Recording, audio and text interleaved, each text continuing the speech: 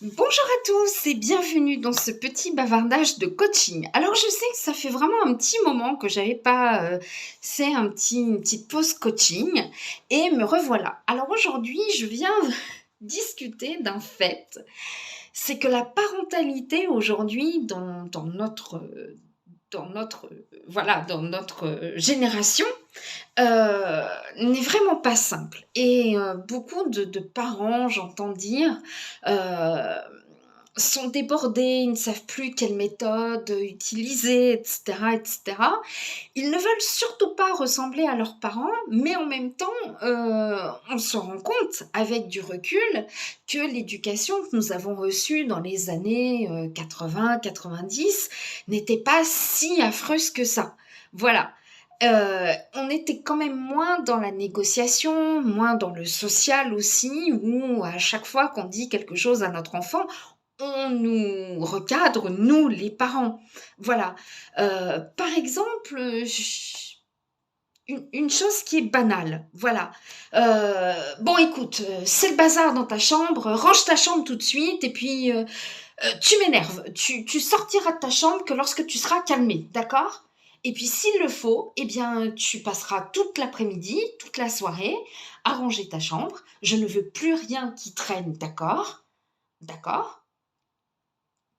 Et puis, eh ben, si t'as pas fini pour le dîner, c'est pas grave, tu ne dîneras pas, d'accord? Parce que tu as été odieux tout l'après-midi.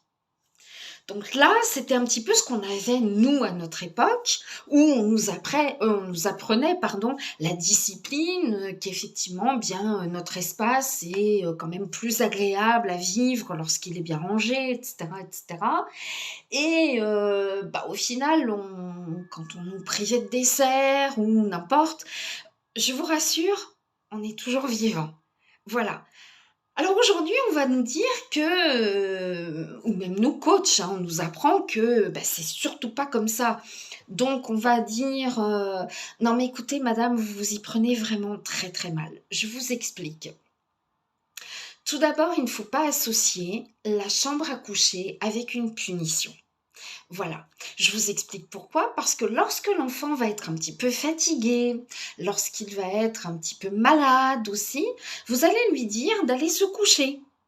Et l'enfant, psychologiquement, ne comprendra pas pourquoi vous l'envoyez se coucher. Il pensera qu'il a fait quelque chose de mal, que vous lui en voulez, donc il va penser que vous le rejetez. Donc, il ne faut jamais associer la chambre avec une punition. Et puis, bah, dans son bazar, il laisse exprimer sa créativité. Voilà, on ne donne pas d'ordre à un enfant. Vous voyez, si vous lui dites: «Range ta chambre», c'est un ordre.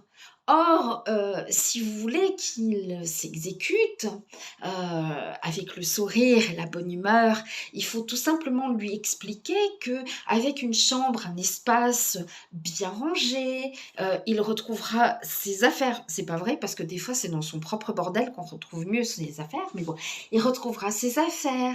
Ce sera moins anxiogène pour lui parce que lorsqu'il aura perdu sa chaussette, son crayon, son livre de mathématiques ou autre, ce sera quelque chose de très anxiogène pour lui.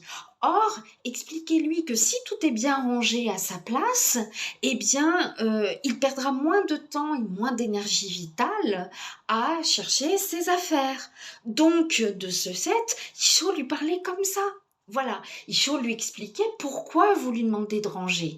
Et surtout ne pas associer le coucher avec la punition. Parce que vous voyez, chez le jeune enfant, bon, vous êtes en couple, donc forcément, parfois, peut-être que de la chambre à coucher, il émane des bruits, des sons, enfin, vous voyez ce que je veux dire, voilà, que l'enfant peut entendre. Lui, il va percevoir ça comme étant de la violence. Hein, parce que, enfin, ça dépend comment vous criez, bien sûr, mais voilà, si vous ne poussez pas que des petits gémissements et que vous criez de désir et de plaisir, l'enfant peut interpréter ça comme étant quelque chose de violent. Donc il va penser que, voilà, dans la chambre, c'est de la violence, une punition, etc. Comment voulez-vous que l'enfant dorme et ne fasse pas de cauchemar dans ces moments-là? Voyez? Et pourtant, voilà, euh, On ne prive jamais un enfant de dessert. Jamais. Voilà. Jamais. Privez-le de télévision, de Game Boy, de téléphone portable ou peu importe, mais ne privez jamais l'enfant de dessert parce que le priver de nourriture peut être quelque chose de très traumatisant pour lui. Ouais, c'est vrai que priver d'un yaourt, à 50 ans, il s'en rappellera encore, hein.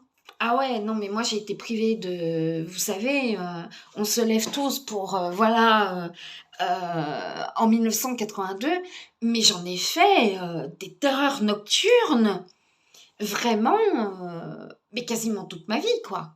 Ah oui, oui, oui.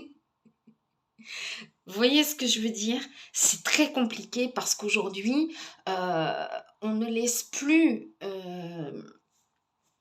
les parents vraiment exprimer leurs émotions non plus. Vous voyez ce que je veux dire? Si je fais ça, c'est peut-être pas bien. Si je dis comme ça, c'est pas bien. Si je fais ça, c'est pas bien. Et au final, on se retrouve vraiment avec des enfants qu'on met chez les psychiatres très très tôt. Parce que on sait plus mettre de cadre et de limites. Parce que si on met des limites, ah ben il faut pas faire comme ça. Il faut pas parler à son enfant comme ça. Il faut pas le traiter comme ça. Donc du coup, bah, on laisse faire. Voilà. Et en laissant faire, eh bien, voilà, malheureusement, ça devient du n'importe quoi. Et après, on se dit, bah, l'enfant a une maladie psychiatrique, donc il faut le psychiatriser. Et puis, c'est comme ça qu'on se retrouve avec des enfants de 10, 11 ans sous médoc. Hein, voilà, des gros médicaments pour calmer l'enfant parce qu'il est TDA, THA, CSA, je sais pas quoi, enfin, bref. Et en fait, c'est juste un enfant qui déborde d'énergie, mais qui n'a pas de cadre, qui n'a pas de limite. Voilà. Donc, alors je dis pas, hein, il y a des vrais hyperactifs, mais il y a des faux diagnostics qui sont posés par manque de cadre et de limite. Voilà, tout simplement. Voilà. Un autre exemple, par exemple, bah écoutez, je saurais pas quoi, comment vous dire, mais voilà, tu, bon, c'est vrai qu'avant, nous, on passait beaucoup de temps après l'école à l'extérieur. On jouait beaucoup à l'extérieur, on rencontrait des copains, etc., etc. Aujourd'hui, bien, tu me donnes ton snap, voilà quoi. Donc les enfants sont trop devant les écrans, voilà. Mais au moins on sait où ils sont. Bah ouais, mais bon, pas cool tout ça. Voilà.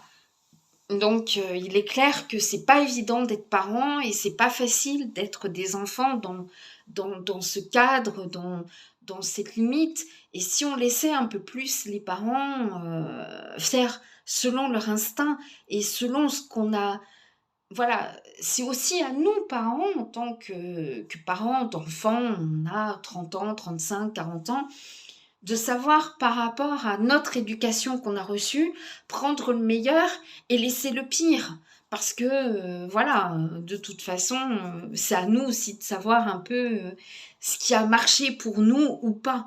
Hein, voilà. Et pas être à 100% dans l'imitation de nos propres parents, mais pas non plus, voilà, faire totalement l'opposé. Parce que si vous faites l'opposé de l'éducation de vos parents, ça veut dire que vous jugez vous-même être une mauvaise personne et que vous avez été mal élevé et mal éduqué et qu'il faut surtout pas, surtout, surtout pas faire ce que vos parents ont fait. Voilà. Donc si vous pensez à ça, si vous pensez être une personne mal élevée, mal éduquée, euh, bah, c'est dommage pour vous, quoi. Mais en principe, les personnes qui ont été mal éduquées ne se rendent pas compte. Voilà. Donc, c'était mon petit bavardage de coaching. Et je vous incite, vous, parents, au lieu de rentrer dans des pédagogies que vous lisez sur Internet ou bien dans des manuels, etc., dont vous comprenez ce que vous voulez comprendre d'ailleurs, eh bien, laissez vivre votre instinct. Parce qu'aujourd'hui, tout est tellement... on nous casse l'instinct. Voilà, déjà durant, la naissance, hein, l'instinct maternel est quand même largement faussé par, la péridurale, tout ça. Alors, je ne crache pas sur les femmes qui choisissent la péridurale, hein, pas du tout. Mais aujourd'hui, on fait des naissances programmées parce que c'est mieux, parce que, la semaine prochaine, papa est en déplacement, donc il vaut mieux accoucher cette semaine, voire la semaine qui précède, parce que comme ça, papa profitera une semaine avant son déplacement professionnel. Euh, tout ça, on perd énormément de nos instincts en fait. Voilà. Et ce pour tout. Donc, laissez vivre vos émotions aussi, vous, parents. C'est tout à fait normal parfois de sortir de vos gonds quand vos enfants vous énervent. Et vos enfants aussi ont le droit d'être énervés aussi. Mais vous avez le droit, vous êtes... voilà. Voilà. J'entends parfois dire, vous dites à votre enfant de partir dans sa chambre, mais si vous ne supportez pas votre enfant dans un moment de crise ou de colère, vous partez, choisissez une autre pièce. Même si c'est vous qui payez le loyer, qui avez payé la maison, etc., c'est à vous de sortir, hein, pour laisser l'enfant roi faire ce qu'il veut, voilà. Euh, Votre enfant casse tout, il casse les assiettes dans des moments de colère. Alors, je vous recommande de prendre des assiettes en plastique, puisque maintenant les assiettes en carton, il y en a de moins en moins. Mais ça existe encore, hein, des assiettes en plastique. Regardez sur des sites chinois, ça coûte pas bien cher. Voilà. Ils vous menacent avec un couteau. Voilà. Il existe des couteaux sans lame. Vous n'êtes pas obligé d'avoir des couteaux à la maison.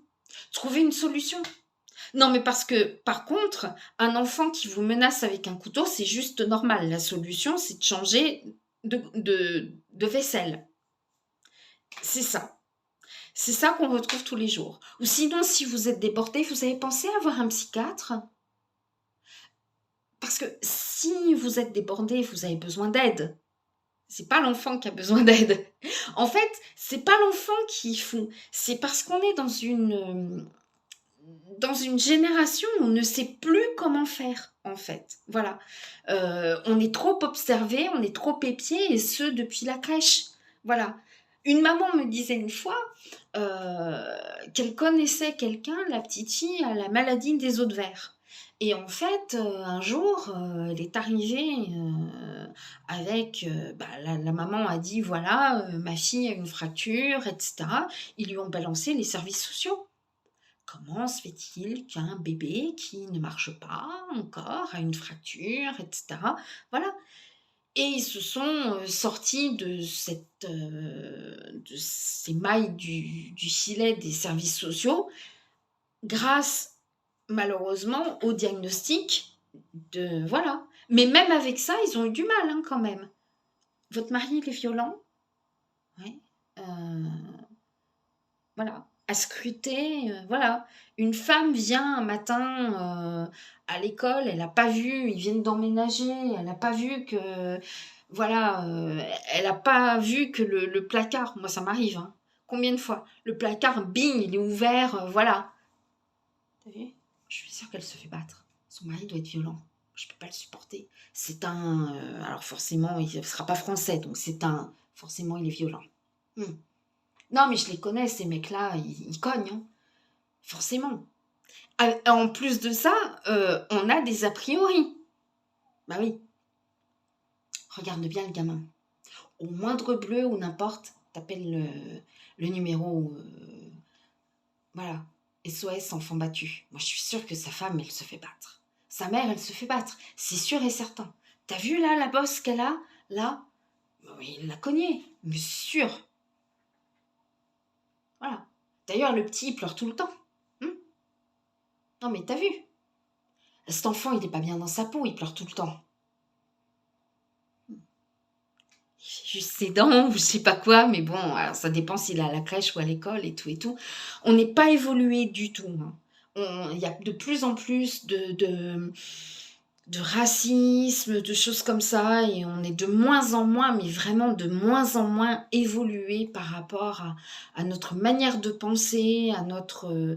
voilà, on a trop d'a priori. Son mec, il est comme ça, donc forcément, il est bizarre, il a telle couleur de peau, donc je les connais, ces mecs-là, ça cogne, ça trompe leur femme. Ouais, non, mais c'est bon, quoi. Hélas, voilà. Bon, bah écoutez, bonne soirée.